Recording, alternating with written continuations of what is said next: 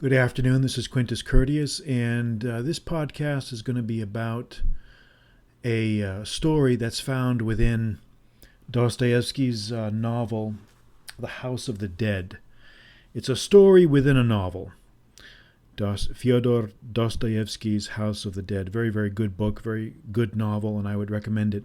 It's a semi-autobiographical novel based on Dostoyevsky's 4 years of imprisonment in a Siberian camp and his interactions with the coarse and brutal convicts that populate the camp. And I wanted to talk about this story because I thought it had some significance and some relevance to the modern world. So let's go into it and talk a little bit about this story. The story is found in the second half of the book.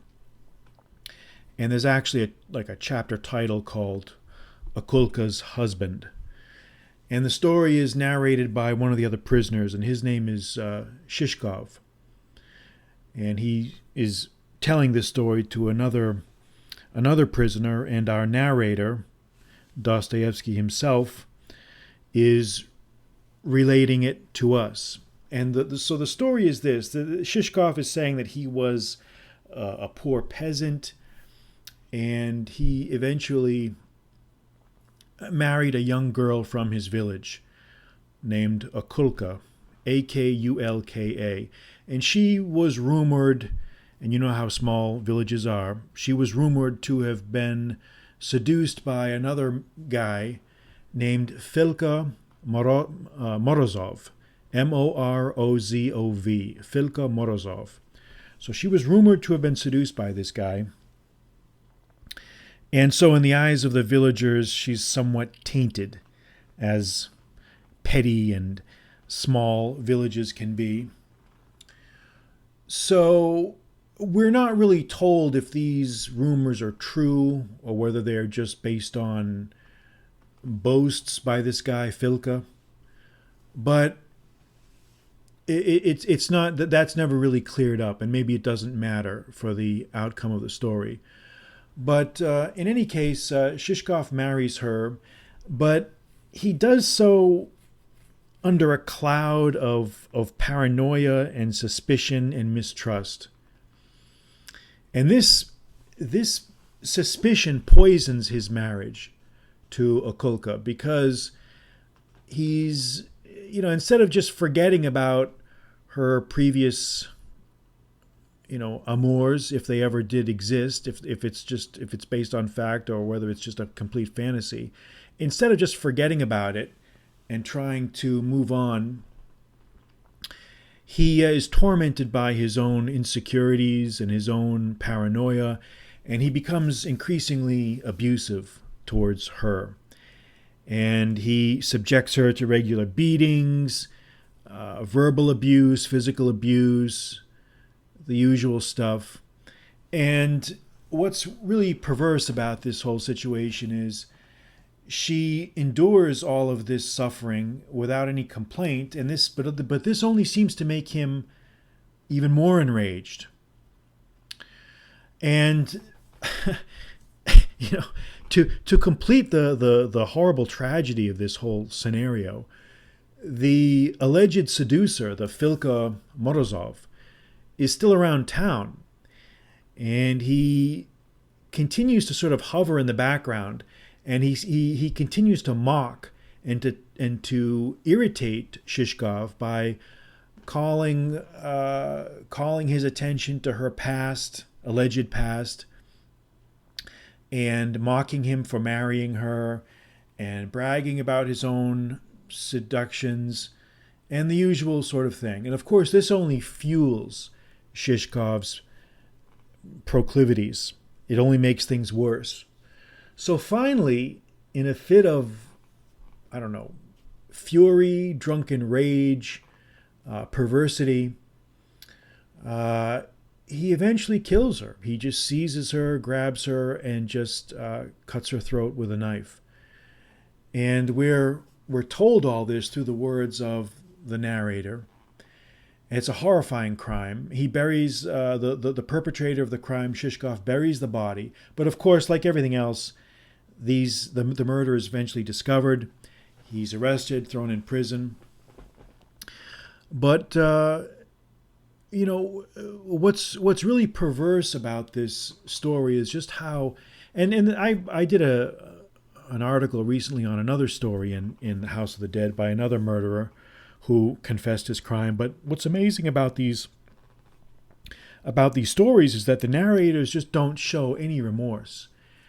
And I don't know if that's a cultural thing or if that's just a defense mechanism, but there doesn't seem, or maybe it's just a facade, but there doesn't seem to be any reflection or remorse for these criminals, or that's expressed by the criminals. And maybe that's what Dostoevsky is trying to communicate to us. Maybe he wants us to be shocked by their callousness. Maybe he wants us to be shocked by their thinking, by their evil, their evil cores. But that's the reader's first reaction. But on the other hand, maybe there's something else going on here. Maybe this is a way that Dostoevsky has of communicating psychological depth. Maybe because, especially in the 19th century, maybe because society was so repressed and maybe people were not as expressive of their emotions as they are now. Maybe the capacity for overt expressions of remorse really wasn't there. Maybe the prisoner could not do it. Maybe he was not able to do it. Maybe he had not really reflected or internalized on his crimes sufficiently. Or maybe it's something else. Maybe the man is such an irredeemable brute that he can't feel any remorse. Maybe he doesn't feel any remorse. That's another possibility. We just don't know. This inherent ambiguity in a lot of Dostoevsky's descriptions of people, his psychological profiles, is really what makes them so interesting. We're not really provided with all the information. We're not really provided with everything we need to know. We're only given these little perspectives and points of view from people who are not exactly the most reliable narrators.